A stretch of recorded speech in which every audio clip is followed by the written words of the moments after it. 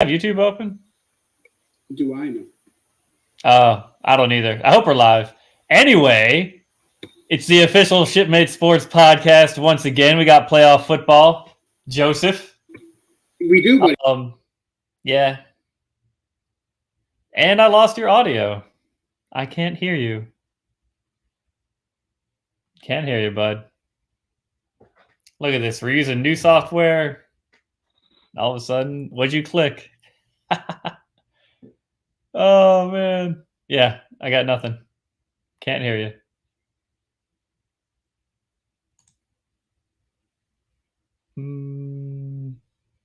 Let's see. I don't know. Maybe we can pause.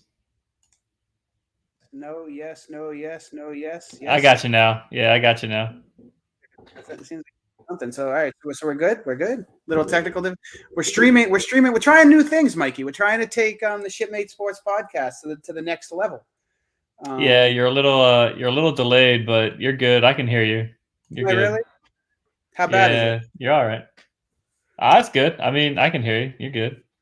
Well, I mean, I gotta say that the clarity I think is a lot better. I don't know what the difference is if the service that we're using is a step up, but it seems like it's a little better. I mean, I think that the sound quality and the video quality are both better. Yeah, I'm liking this a lot better than whatever we were doing before. So I do apologize for shaking. I'm actually set up on my bed right now, so if I move, I feel like. Oh, are you? Yeah. Working remote. Yeah, we got people over. The kids got people over, so I just kind of, Oh, really? Put myself in the bedroom, which I'm not going to complain about. Nice and comfortable sitting on my bed. Can't complain about that. Talking sports on my bed. What's wrong with that? So, Mikey, we got a few things to get into. I mean, it's a little bit of a busy week. What would you say has been the biggest news in the football world this week? Outside of No, not outside of anything. Oh, not outside. My bad. Well, I don't know if it's McCarthy stain or Belichick. What the heck? Belichick getting fired, getting amicably released. Yeah. Well. Now, would you lump the hiring of Gerard Mayo in the Belichick quote unquote firing? Well, wasn't so Gerard Mayo? It was built into his contract, from my understanding, that he was going to be the next in line, right? Yes, that was the rumor. That was supposedly the contract that said, this is what it is, and so Mayo was next in line. Everything that I've heard said that it wasn't supposed to be for another year or two, but you have to show progress, not regression, right? Yeah. What do you think of it? Where are you on it? I know. So you kind of have like an unbiased stance here. You're not a fan per se of the Patriots, not even per se. You're just not a fan of the Patriots. But I don't like the lack of the process to find a new head coach. Right? What do you mean? Oh, okay. It was just like all right, we're getting rid of the current coach, we're getting rid of Belichick, and then we've had this guy in the system for I don't know how many years, 5 years he's been there now, something like Mayo, that. Yeah, yep. Mayo's been there for 5 years, and then we're gonna automatically by default just bring him in and not consider any other candidates, which is fine because my boy Ben Johnson gets to stay in Detroit. Mm-hmm. But I think that the Patriots need outside influence. I think they need outside thinking. Right. I think they need that. I think, I'll say this, man, like Bob Kraft did make a good point that, in his time there, he hasn't had too much turnover. Too much turnover, but like they haven't struggled that much during his time there. Mm-hmm.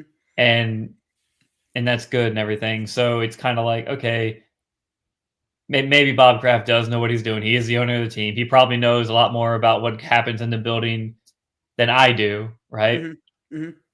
I think, though, in order to better oneself, in order to better one's organization, you bring in outside influences, Yeah. right, in order to get more perspective.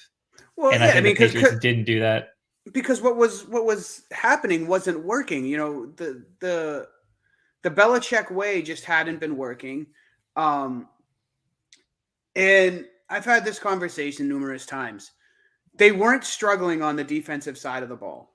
They've struggled on the offensive side of the ball. I'm going to include Brady's last year. So you had Brady's last year, the Cam Newton debacle, and then 3 years of Mac Jones. So you've had 5 years of just struggling offense. It's gotten progressively worse. So you blow it up, which fine. I'm on board with blowing it up. But you bring in a defensive-minded head coach with no head coaching experience, no experience coaching the offensive side of the ball. How have you rectified what's not working? You haven't. And didn't Bill O'Brien recently leave for Ohio State? O'Brien's gone, and I'm not even upset that O'Brien's gone. I'm not mad about that. I wasn't the biggest O'Brien guy, Yeah, but I'm not seeing like the offensive shift here. Now, the names that they've interviewed, there's not a lot of experience there. I haven't heard about who they interviewed for OC.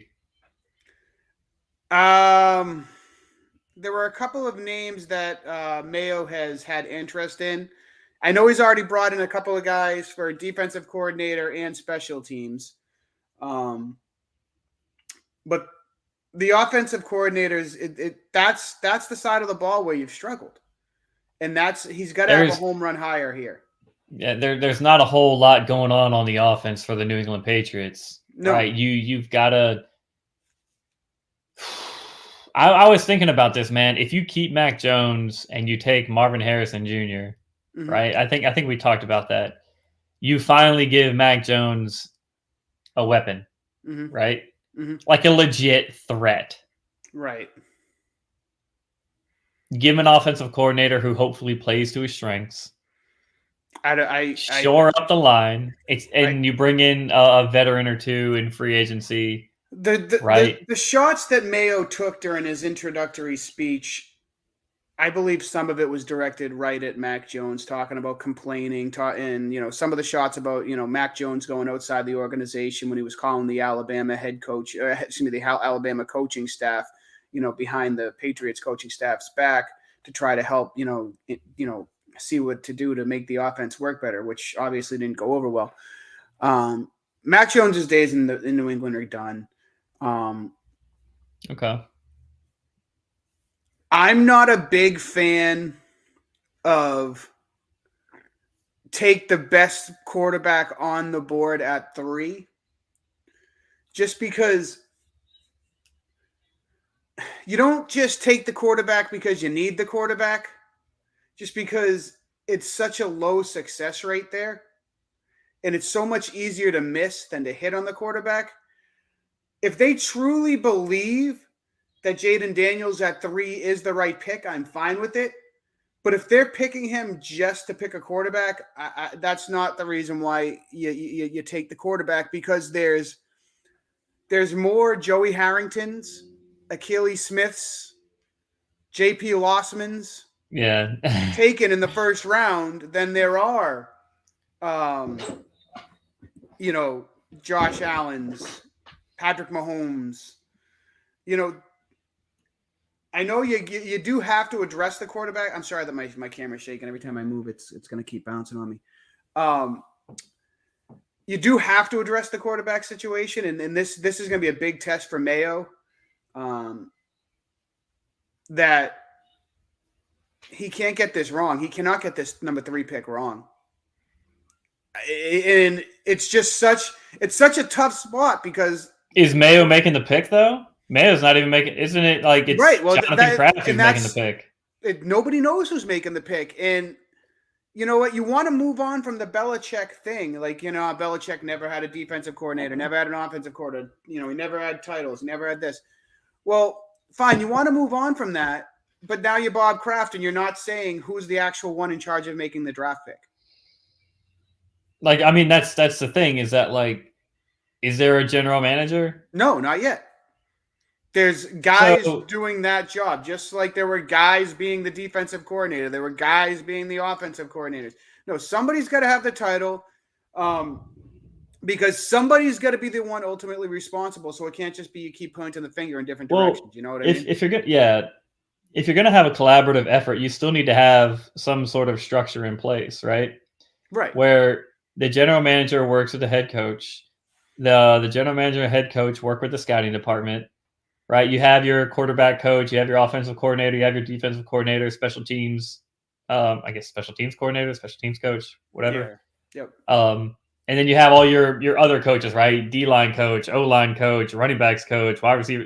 Like your coach, right? Like everybody knows who their departments. Exactly, right, and everybody knows where to go for, a certain piece of information.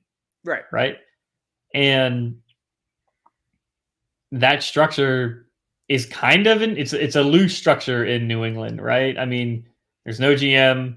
We don't know who's making the call for the pick. We don't know who has the final say in saying, like, okay, I've analyzed all the data from all the scouts, and we're going to go with quarterback, or we're going to go with offensive line, like wherever. Right. And this is how you build a team. Right. So it's like on the field, the offensive line knows to block the defensive line. Well, let me ask you this. Let me ask you this. You're a young general manager, right? You're a young general manager trying to make it in the NFL. Okay. I'll be a young general manager. You want me to? Yeah. No. All right. So I don't think the Patriots organization right now is a place where a young general manager trying to make a name for himself in the business would want to go. What general manager wants to go to a team where they're not even going to have a say in who their head coach is? It can't be an ideal spot. So fine, yeah. I want to take this position, but I can't pick my head coach, so I can't put what I think my vision is on the field. No general manager is going to want that. The general manager, he picks the coach. The general manager picks the coach. You're going to go walk into a situation where the owner has already put his hands in it. He's already decided who the coach is. When does that end? No young general manager is going to want this job. Well, there's only 32 of these jobs, right? Right. And you're right, man. So like if I get hired, if I'm like the lead scout somewhere in Tennessee or something like that, and New England calls says, "Hey, we want to make you our general manager." Yeah.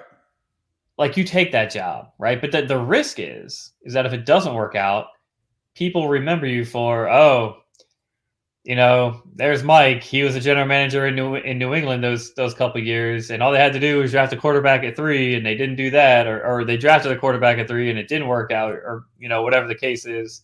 Mm-hmm. And now they're drafted in the top 5 for the past couple of years because they didn't draft well, or they didn't scout well, or whatever it is. So, yeah, I don't know, man. You kind of you have to take the call, right? You have to take the risk. But I do agree with you to a certain extent that I think Bob Kraft is a hands-on owner. I think that, or the Kraft family, they're a hands-on group. They don't let you. They want to be involved. They want to be like Jerry Jones, right? Where it's like and Jerry Jones is the face of Cowboys. Because I want to get to Dallas here shortly. And how has that worked out in Dallas? I mean, the team's good. That's a 12-win team, dude. Right? Okay. And how many championships have they hosted? Well, okay, it's a fair point. Yeah. So how many playoff wins do they have in the last 30 years? I believe you can count them on 30 years? And can you count them on one hand, the amount of playoff victories they've got in the last 30 years? Well, no, I know they beat Detroit. I know that. I remember that game. Yeah, thanks, Joey. No, then I don't know. I haven't pulled up the stats or anything. All right. But I'll say this: you get what I'm saying. You get what I'm saying. He's been very hands-on, and it has not equated to wins in February or January and February. I will say this though, it has not. You're right, but I don't know. I feel that Jerry's kind of earned that, right? He's kind of earned that. Every owner has, but it doesn't mean anything. He might have earned the right, but it's done nothing for him. And I mean, it's done nothing in the way of championships, right? Right. I mean, how many championships did Indianapolis get with Peyton Manning? 1? Yeah. Okay. Speaking of so, I mean, we can say there are teams news about Irsay. Holy moly! No, I haven't. I wasn't trying to bring up Indianapolis because of Jim Irsay or anything. But like, my point is that like even when you have a GM and structure in place, it doesn't always work either, right? Sure. Well, I mean, there you go. Like when I don't know, man. It's just that like I think that you need to have people around you, football people around you. Yeah, you gotta have football people. You know, you've got to have football people. Now, but you also can't discredit what Belichick did in the prior to the last 5 years, the 20 years before that. Obviously, yeah, I know Brady was the biggest part of it, but the people he brought in and out did work in the program. Do you see it sounds like it's going to be Atlanta. Do we agree on that? It sounds like it's going to be Atlanta for Belichick. It sounds like it's going to be that. I don't think he should go to Atlanta. No, but yes.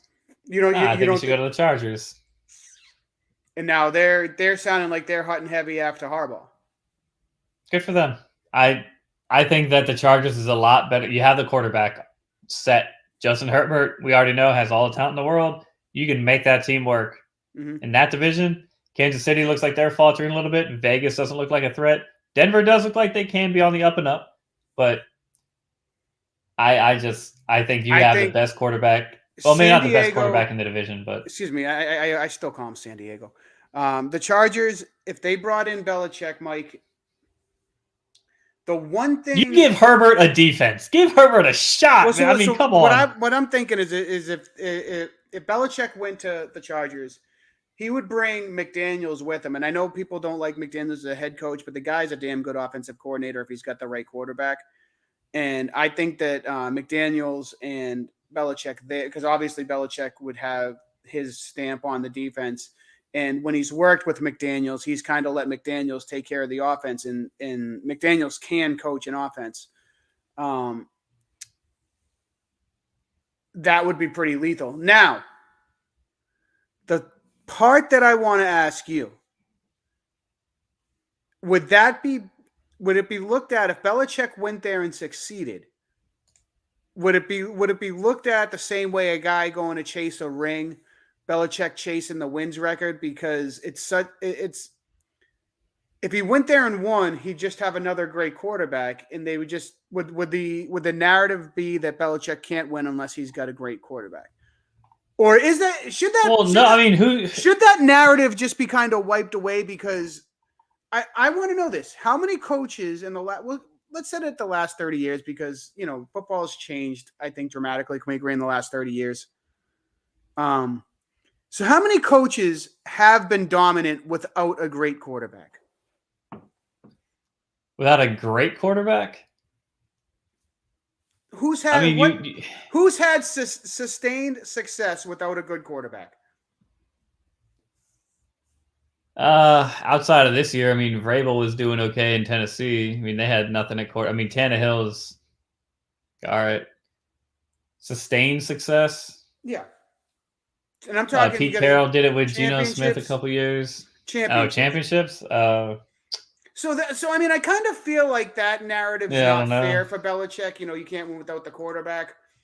Not many coaches do. Well, you have to have. Andy Reid got to the next level because of Pat Mahomes, and he was one level below. But he had, granted, I wasn't the biggest fan, but he had McNabb with him. So you do have to have at least an adequate quarterback to succeed. No coach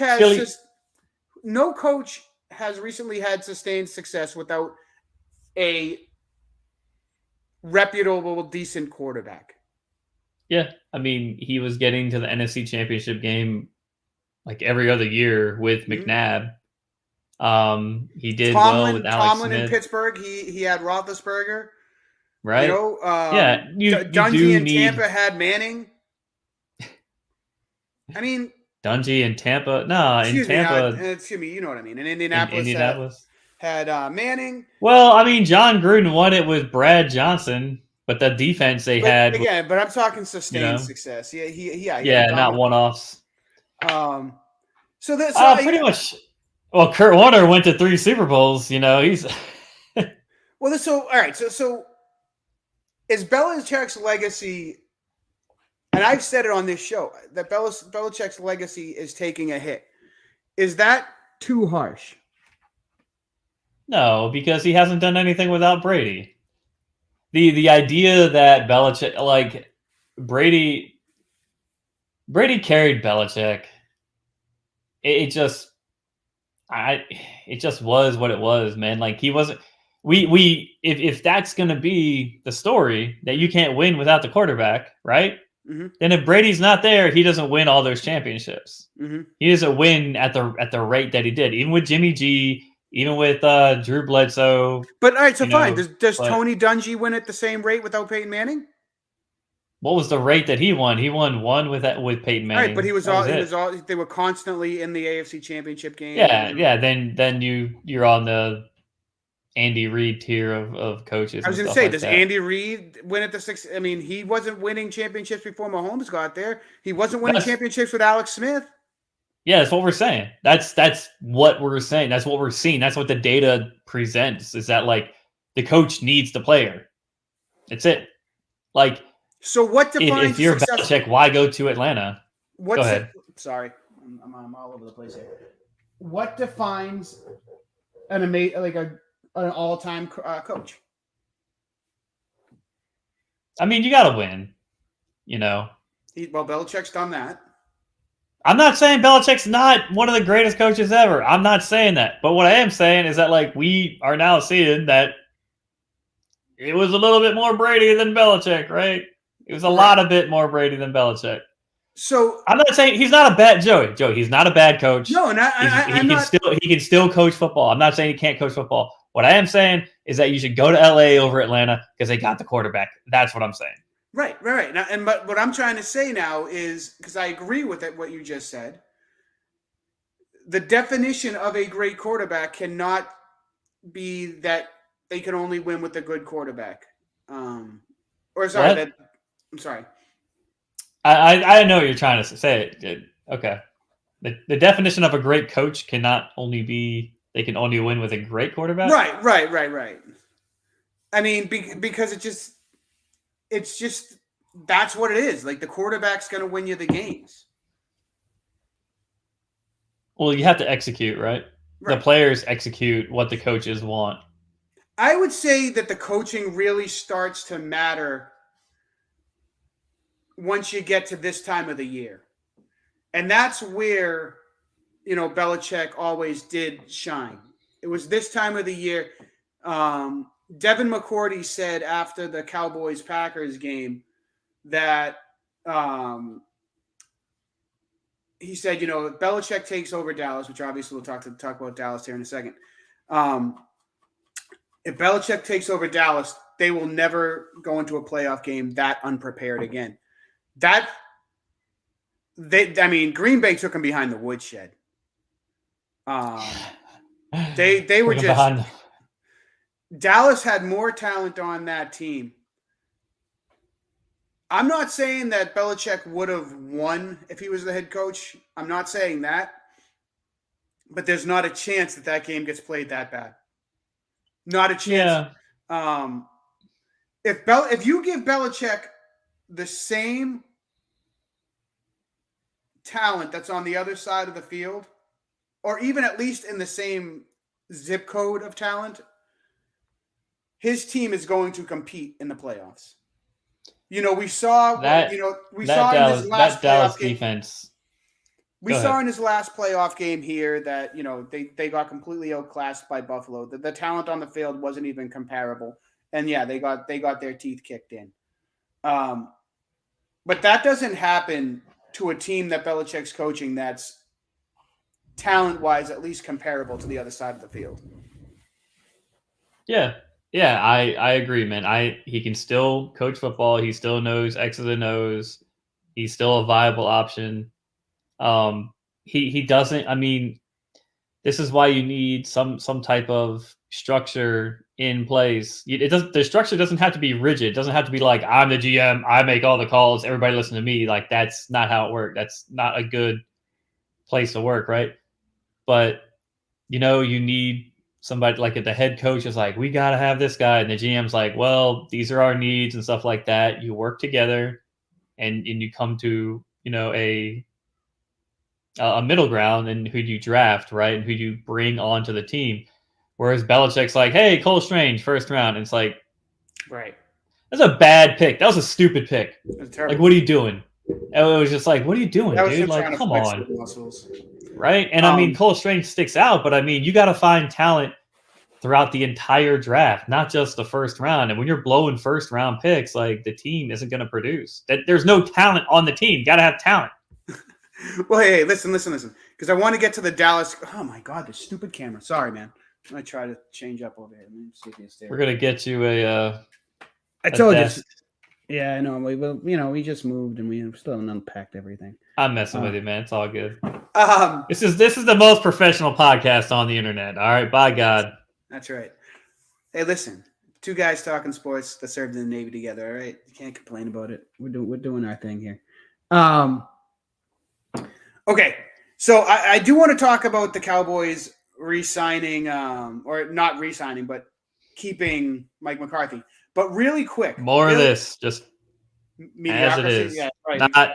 But just. But before we get that, did you see the report? One more thing on the Patriots here, real quick. Did you see? Yeah, please. Let's talk more Patriots. That's what the world wants, Joey. So Belichick wanted to trade Mac Jones before the season started, and Kraft negated that. Just one quick minute here. Do you think that had a lot to do with Belichick leaving Mac Jones in during a lot of those games when it was getting bad? Like, he was basically Bill saying F you to the ownership, saying you wanted this, now you can watch the product that you wanted on the field? Probably. There's probably a little bit of that. Could you put it past Belichick? I mean, it sounds exactly like something Belichick would have done. I think that, like, that probably, I don't know, man. If that's the case, then Belichick probably didn't even want to draft Mac Jones in the first place. Maybe Belichick wanted to draft somebody else. Belichick knows, like, he's not dumb. The Cole Strange pick was dumb, but, like, when a player can play and when a player can't. Yeah. And if you can't see that, then you got no business being in the, watching football in the first place. But so that was the first report that came out, and the other one that Kraft had is, so obviously I love when somebody leaves, like, stuff just happens to get out. See, I'm trying to do this to the media. So the other one was that the draft that Mac Jones came out in, Belichick wanted nothing to do with Mac Jones in the first round. He was actually content on taking Davis Mills in the second or third round and taking something else there in the first. And again, supposedly Kraft said, nope, get the quarterback and get him now.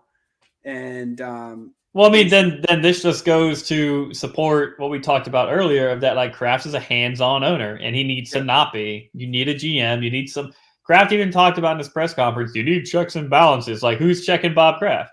Right. Like, who's putting him in check and saying, like, no, we need you gotta have. Look at all the teams left in the playoffs, right? Mm-hmm. There's weapons on every offense. You need athletic people to make athletic plays, whether it's offensive line. The one thing I'll give Kraft, you're getting what you deserve over there, man. No, and I don't disagree with you, but the one thing I will give Kraft as an owner is he will sit up there and face the media and answer questions. and he'll take them all. He won't hide in his office. And there's a lot of owners that don't go down there and face the music. Kraft will go out there, and Boston media is not an easy media. And he'll go out there and he'll sit there for a half hour fielding the same question over and over. So I will give him that. Now, why in the hell did Dallas keep Mike McCarthy? If you're Dallas and you want to, so to me, Dallas or Mike McCarthy is a guy. He can beat the bad teams and doesn't win when it really counts. That Detroit game in the regular season is a hatchet job. It's a complete Detroit won that game, right? Anyway, but they didn't win the game, but they won the game. But that's really the only team they beat, right? Mm-hmm. I mean, Philadelphia was on the slide, so I mean, I think they beat Philly like towards the end of the year. But no, you win again. You win against Washington twice a year. You win against New York twice a year. You split Philly. I mean, that's what 2, 4. That's 5 wins right there, right? Right? Exactly. So I mean, you get the one against Detroit, 6. I don't know what the other 6 wins are, but I mean, so that game against a hot team in Green Bay at home, and you got blown out. It just kind of encapsulates like what Mike McCarthy really is. Yeah, that final score, the final score of that game didn't do the blowout justice. But you're still losing by 16 points. They got there. Green Bay took their starters out and everything, and then you still. I mean,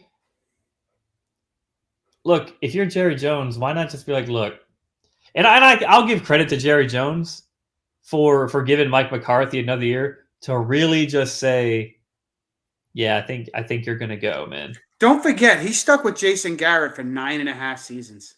That's what I'm saying. And you don't want to be, yeah, you know what I mean? You don't want to be too quick to pull the trigger on a decision like that. He wasted Tony Romo's career by not making a change from Garrett. Yeah. And he's right now he's doing the exact same thing with Schmutzy there. The quarterback they got there. Dak Prescott? Yeah. Schmutzy? Where are you from, Joe? Old Schmutzy. Minnesota? Hey, Schmutzy. Hey, it sounds like a dog's name. Hey, Schmutzy, come here. Jeez, Schmutzy. Hey, Schmutzy. It's so bad. Dak, if you're watching, we love you. Hey, I was the one that said I would take him. I'd take Dak in a heartbeat. You'd take a sack of cheese over Mac Jones. Oh, I really would. I would take Jim Kelly right now over Mac Jones. Yeah. No, I mean you need something that's going to push you over the top there. Why not? I'll tell you. You know who'd be good for Dallas? Mike Tomlin. Yeah. He's not on the market. He's not on the market, but man, that'd be a good hire. And I'll tell you, I'm surprised that Pittsburgh didn't make a move there. It seems like they're content with being content, I guess. But Mike Tomlin, look, if you're Pittsburgh, if you're the Pittsburgh Steelers, right?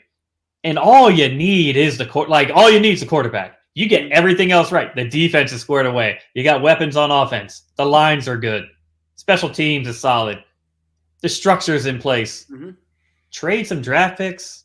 Go up and get the quarterback, man. They need Justin Fields. Why not? Justin Fields is the play for Pittsburgh. Justin Fields puts what? Justin Fields? No, why? Justin Fields is the play for Pittsburgh. If Justin Fields was good, all right, like Chicago would have won more games. Like it's just like why is Justin Fields so wildly popular? Because he can run. The kid's got talent. Like not. You have to be able to throw the ball from the pocket accurately, right? A la Baker Mayfield. Hey, I don't know if you noticed, man, but Tampa's not doing too shabby this year. No, Baker's doing well. Would you take Baker in New England? Yes, absolutely, 100%, absolutely. I would have taken him this past offseason. No question. Baker will not do well. Look, Tampa Bay has weapons on offense. Now, wait a minute. If you're asking me if I would take Baker and say call it a day, no. I would take Baker. I've told you, my plan is if we can't get quarterbacks 1 or 2, Williams or May. I don't want a quarterback at 3. I would want a quarterback low first round if you could trade back into the first or second, and a veteran quarterback, a la Justin Fields, Mayfield, Cousins, one of those guys. But go ahead. I would take Mayfield in a heartbeat as a stopgap. What if?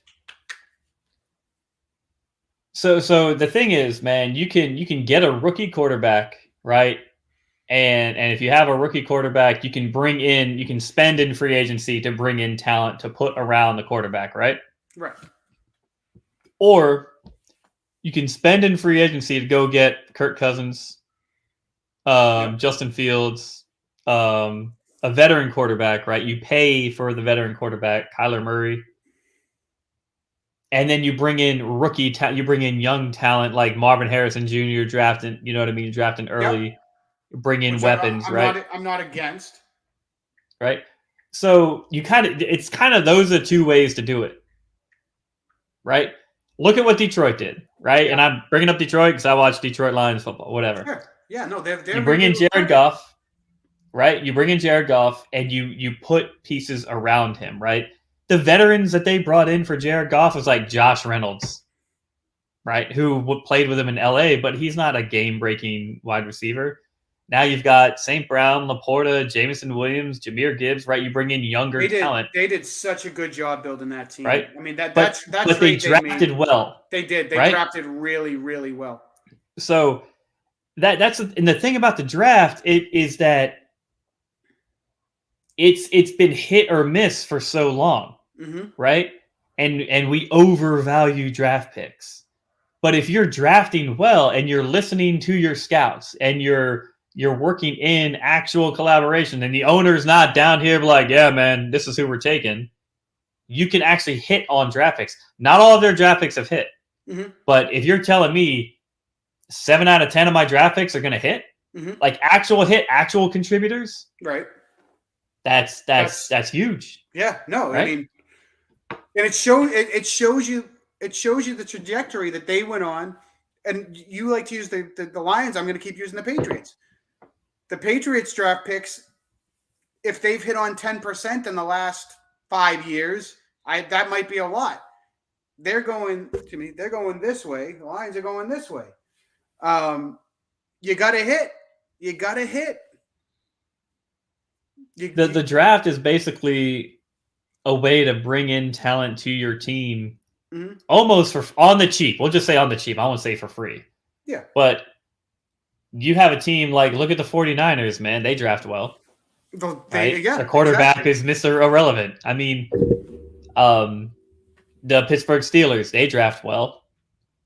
Right? And I mean, they were in the playoffs again this year. Now, I mean, Pickett was whatever. But when you have one person who is just making all the decisions for this is who we're bringing in, it doesn't turn out well. And, you kind of go back to the Patriots, or you go back to Dallas, right, where Jerry Jones is the owner and chairman and GM. I don't know what the power structure is there in Dallas. But I think I'd like to say that, I don't know, Jerry Jones is listening to, doesn't like the Jones family, him and his brother Stephen Jones, like they run the operation or something like that. They bring in. Yeah, but I think it's Jerry's the one. He's the Pod Piper over there. He directs. But I mean, they've drafted okay. They haven't drafted terribly. Like CeeDee Lamb, Micah Parsons. They did. No, theirs is strictly coaching. They are strictly coaching. He has cheaped out on his coaches for a long time. Do you think that's a result of Jimmy Johnson? Could be. Like, because Jimmy Johnson was like the last coach he really had that said, hey, screw you, this is how we're doing it. And that's, we saw what the result was there, right?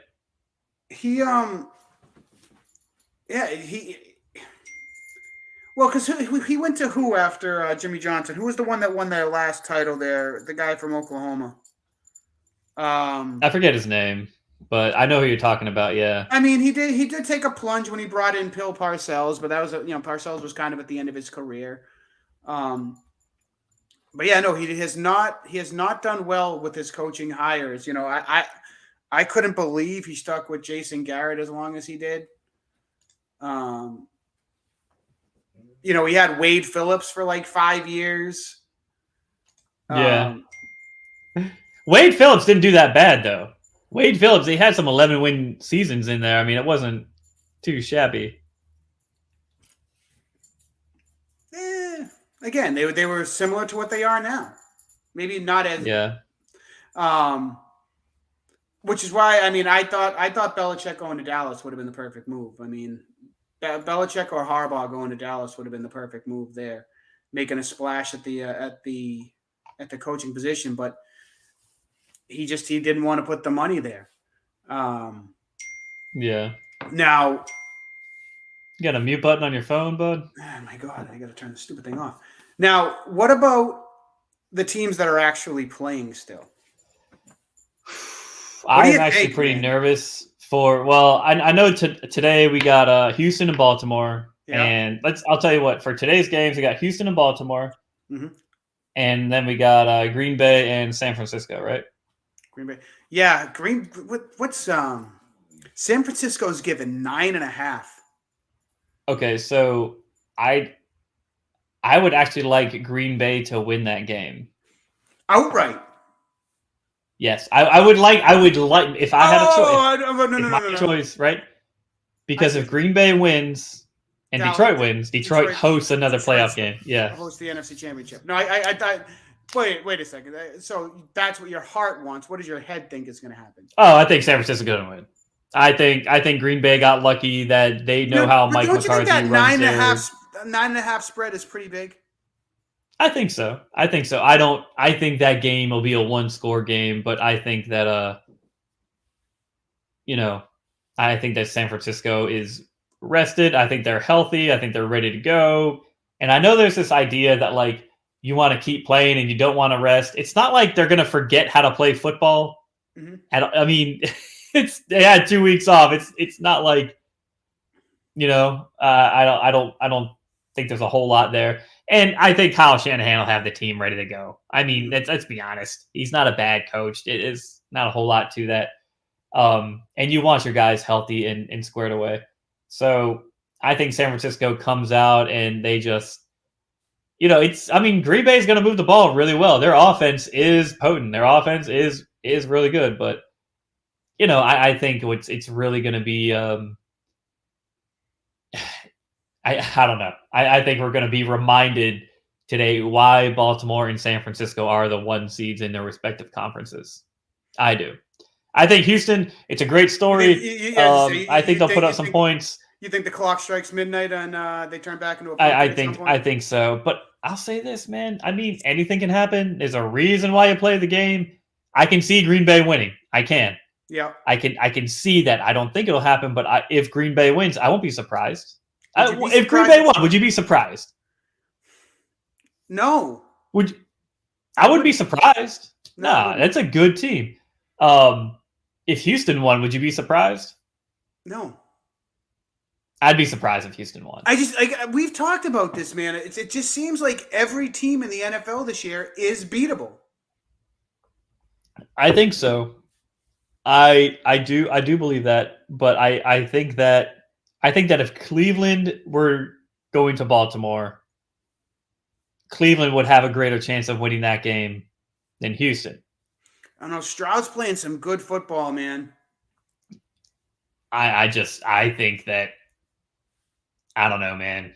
I think that Baltimore is really gonna. I don't think they're gonna. I don't think it's gonna be a Green Bay Dallas type of game. I mean, but Mikey, the thing is the lights are a little bit brighter in the playoffs, and you can say whatever you want, but Lamar's folded in the playoffs before. That's actually a very good point. I think Lamar has a lot to prove. He has a lot to prove. Do you think if they don't play well today and ultimately lose, do you think they start chattering over there in Baltimore? I mean, they just gave him a contract. it depends on the manner in which they lose. Mm-hmm. Right? What if he gets injured? That's not right. And that's not fair. No. Everything's on the table. Everything's on the table. If Lamar like goes down with an injury or something, you gotta take that into consideration, right? But not as far as let's just say that doesn't happen. Mm-hmm. Okay. If Baltimore loses, you're probably talking more about the coach than you are the players, right? See, I think John Harbaugh. So do I. He's up there. John Harbaugh to me is where Belichick was. Well, Belichick was on the coldest seat for the longest time. Yeah. I think Andy Reid is probably there right now, and then I'd say John Harbaugh. Cold? No, he's cold. His seat's ice cold. Yeah. No, the Andy Reid and John Harbaugh. I think their seats are both very, very cold. I think a loss by Baltimore is strictly on Lamar Jackson. Harbaugh's been there. Harbaugh's won. Harbaugh's gone to the AFC Championship a bunch of times, but he hasn't done it with Lamar Jackson. He did it with Flacco. He got to the AFC Championship several times with Flacco. What is the identity? What is the identity of the Houston Texans right now? Just a scrappy underdog. You know, Stroud throws that long ball. Nico Collins has been a very good find for them out of Michigan. You talk about a deep threat receiver that's just kind of been playing really well. Ohio State to Michigan connection's been pretty cool to watch. Yeah. You know, they were joking about it after the game, and I just, I thought that, it was funny. They mentioned Nico Collins went 0-3 against Ohio State, and then C.J. Stroud went 0-3 against Michigan. So, neither, and now they're connecting with each other, which is pretty cool. But no, they got a nice little thing built there, and Mikey, that team's got a puncher's chance, man.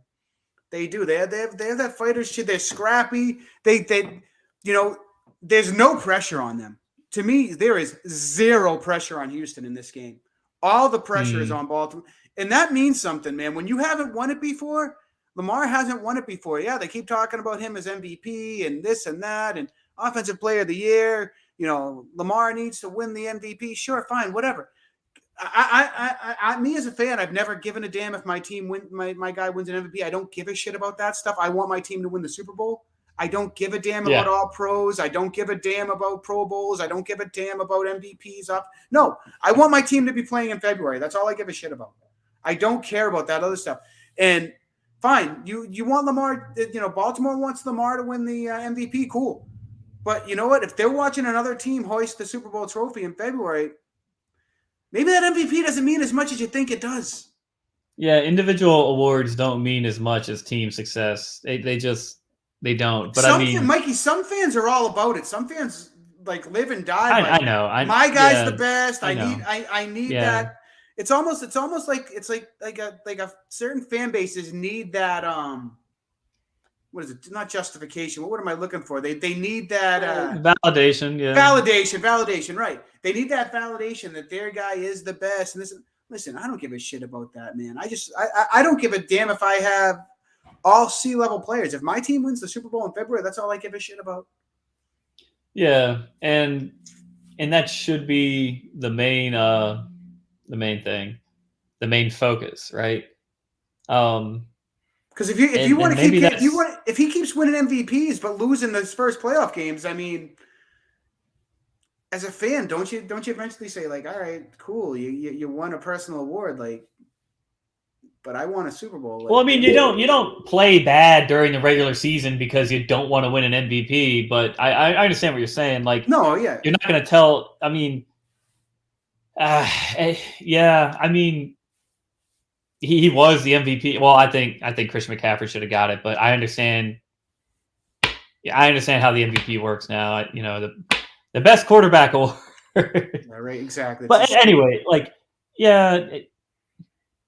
there should be some sort of balance there.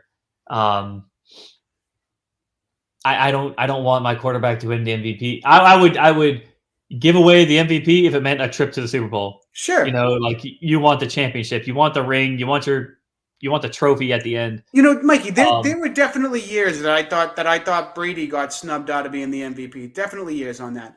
But you know what? Whoever won wasn't playing in February when Brady was, and that's all that's ultimately what I care about. And it's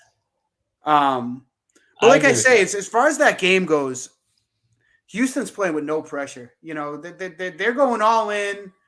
You know, Baltimore's they're at home. They're expected to win. They're Super Bowl favorites. Houston's just there, man. They're there. So, yeah. All the pressure's on Baltimore, actually. That's true. All of it. Yeah. And I feel like it's the same thing in the NFC, but not so much because Green Bay is still Green Bay. Yeah. Hold on.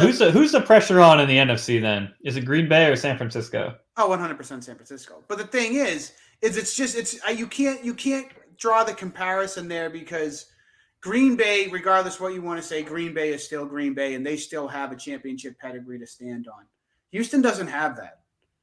You know, they don't have those championship expectations at the beginning of the season. Regardless, Green Bay fans believe that they're a Super Bowl contender going into this year, just because it's the Green Bay Packers. Houston Texans fans don't have that yet. They don't have that expectation. I kind of feel like Baltimore and Green Bay are going to win today. That's like where my gut is. I mean, I wouldn't be surprised. Yeah, I think that I don't know. I don't know why I know San Francisco is really good, and I feel like you're right about Houston. They have that big play capability. With CJ Stroud there. It'll be interesting for sure. You gotta love the playoffs, man. You do. Don't make me pick it. Oh my gosh, you could go either way. We don't have to pick them. We don't. I'm just saying. Like I thought the spreads were kind of crazy. Now the games tomorrow. Those ones should be. I'm picking Detroit. I don't care. I'll pick it right now. But I'll tell you this: Tampa Bay is a dangerous team. They are a dangerous team. Detroit better be ready, man. Okay, all right. Now, this is where my team's not playing. I can tell you that you're full of shit. You know as well as I do that Detroit better win that damn game. That they are the far superior team. I was at the game when Detroit played them and wiped the floor with them in Tampa Bay. No. See, my team's not playing in this playoff, so now I don't have to be the one being like, "Oh yeah, you know, the other team's got a chance." No, if they lose tomorrow, that is a complete failure by your Lions. If they don't win at home to the Tampa Bay Buccaneers, quarterbacked by Baker freaking Mayfield, it would be an absolute failure. Yeah, no, man. I just think that the strength of Tampa Bay is directly pointed at Detroit's weakness. You're just trying to give yourself reasons. I'm not. You're just trying to give yourself reasons. Look, Detroit's secondary is the weakness. Tampa Bay's wide receivers. I told you that when I was at that game. I told you that when I drove home. I said that Tampa Bay exploited their outside. They exploited that. They hit Chris Godwin and Mike Evans. They moved the ball down the field on them. I know Detroit won, but Tampa Bay moved the ball in those corners. They really did. And I remember after that game, I called you and told, because I didn't know much about either team. And I said, Mike, the only thing that I ever saw that really was a concern for me was the outsides. Tampa Bay was beating them on the outsides. Yeah. So that's my matchup to watch. But I think that Detroit can get to the quarterback. They can pressure Baker. If you can pressure Baker, he'll get excited or whatever, and he'll just sling it down there for hoping. Yep. He'll throw a pick, and I think that Detroit's safeties, whether it be Gardner Johnson and Kirby Joseph, are more than capable of getting the turnovers, and what'll change the game. I've always thought it was cliche when somebody says, the turnover battle will decide the game, because I feel like that's pretty much consistent for any game that most of the times the turnover battle wins the game. I would definitely say that that's going to be huge in this game. To me, it would be Detroit's ability to stay on the field for sustained drives. You're talking about the offense. Yes. Yeah. I feel like they had success in the game at Tampa. They had some nice long drives, some nice 10, 15 play drives, run the ball around the end, run the ball up the middle, slant over the middle. A lot of dink and dunk, slow, methodical drives. And if they can have a couple of those that result in touchdowns, not field goals, I think that they should be pretty comfortable. And then obviously, like I said, if on defense, it's going to come in those outside corners. They were beating them on the outside stuff. Like those like at the stick, stuff like that. The quick out, stuff like that. I know they pressured Mayfield quite a bit. But when he did have time to stand in and found the outside guys, he did have success. So, Hutch is going to have a big game for them. And saying Hutch needs to have a big game is, that'd be like, me saying, Brady has to have a big game. It's your star players have to be stars in the biggest games. Hutch has to show up. St. Brown's going to have a big game. What's the running back's name there? Gibbs? Yeah. I mean, the weapons have to be, they have to produce. Right. And if they, it's common knowledge. Your stars don't produce, you don't win. Period. But I don't see any reason why Detroit should not win tomorrow. I don't see if they do drop this game, then they did it to themselves with like mistakes, turnovers, penalties, stuff like that, missed field goals, yada yada yada. Tampa Bay does not win tomorrow because they're the better team. I agree. Tampa Bay wins tomorrow because Detroit handed them the game. Whatever the reason is, whether it was fumbling the ball away, too many ballsy calls that didn't go the way you wanted them to, 2-point conversions, fake punts, whatever. That's the only way Tampa Bay wins tomorrow. Yeah, I think that dude, did you watch last week's Detroit game? No, but I will tell you Detroit and the Rams, bro, that crowd is electric. So I heard that. I did hear that. I heard that was one of the loudest football games ever, which I freaking love. And I do remember the Barry Sanders years watching them. I do remember how that stadium can get crazy. Tomorrow, that game should be absolutely insane. And my God, if they host the Green Bay Packers in the NFC Championship game, it might fall down. I mean, it legitimately might fall. Like that stadium might fall down. I just I think the decibel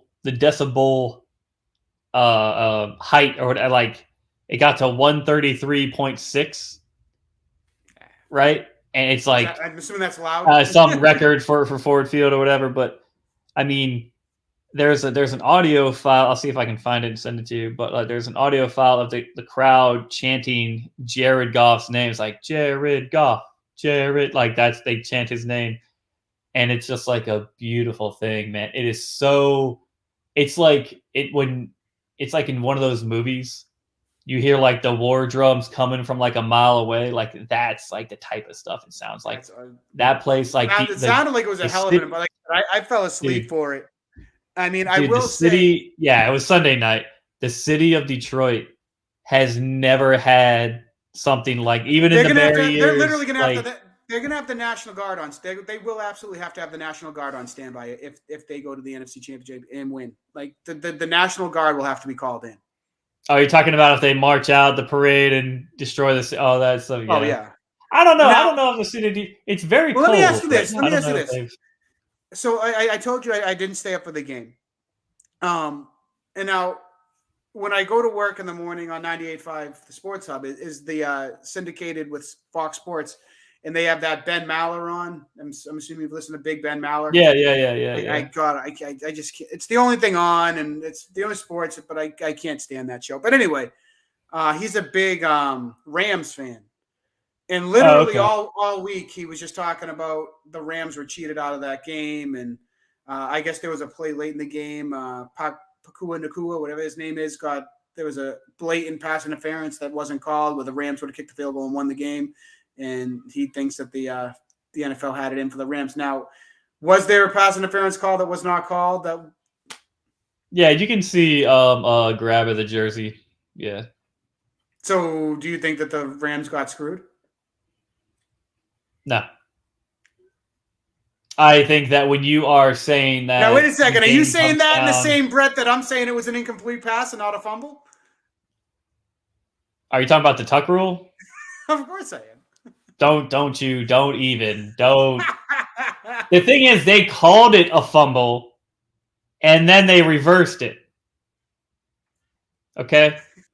This wasn't even called. Nah, man, you got to play the full 60 minutes. You can't not show up in the first quarter and be like, oh man, the fourth quarter. It's like Detroit could have done the same thing. I mean, let's not say that. I don't know, man. It's one thing to make a call and reverse it or pick up a flag. It's another thing to just focus on one call and say the game was decided by this, right? Sorry, my dog's calling me. I'm still listening to you, though. That's all right. So you can, I mean, and then the Rams had the ball after that. That wasn't was that a fourth down play? I didn't watch it. I don't know. Oh, okay. But Detroit when Detroit got the ball back, it's all right. But when Detroit got the ball back, they still had to convert a first down to win that game. It wasn't like that incomplete pass gave Detroit the ball back and then Detroit took a knee. Detroit still had to get a first down. So the defense could have made a stop, right? Or had a chance to make a stop. Was Detroit the better team? Stupid thing. I think that Detroit was the better team on that day. But that game really could have gone either way. The Rams are good, dude. The Rams are a good team. They've got a lot to look forward to. It doesn't sound like McVay's going to be sticking around very long. I don't know. But what do you think about the game tomorrow night? Was it Bills and Chiefs? Dude, that can go any way, man. That really can. I mean, I have no stake in it. I don't really like either team. Which team do you want to see win? What do you want to see? Gun to my head, I'd say Buffalo. I'd like to see Buffalo win. That fan. Give it to the Bills for once. Come on. They're so insufferable as the Bills Mafia. Oh, we like to get drunk and break tables. Did they win the division? Yes. So if they win and Houston wins, Houston has to go to Buffalo, right? Yes. I don't want to see Houston and Buffalo. I want to see Baltimore and I don't want to. Buffalo at Baltimore.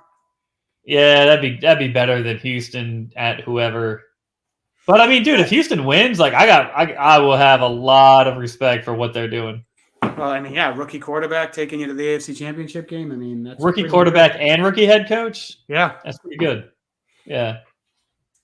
Damn thing. Yeah, sorry, dude, I know we're coming up on an hour here and everything, and your camera keeps falling down. He's the one that keeps knocking it over. Hey. All right, buddy. Yeah, I think we got the official Shipmate Sports mascot there, Joey. That's it. Zoom of the sports dog. Yeah. All right, buddy. Let's wrap it up and let's hope for some good football today and tomorrow. Yeah, man. I'm gonna fire up the grill here and should be good. But yeah, we got who we have starting for Thursday. Houston, Baltimore, right? Houston, Baltimore, baby. All right. And then tonight is Green Bay, San Francisco. Mm-hmm. All right, man. All right, dude. I got to get cooking here. I'm getting hungry. All right, buddy. You take care of yourself. And to all of our viewers, we'll talk to you next time. Yeah, you can't see me. I'm doing the piece. Dude, you got to get that sorted. Later, man. Bye.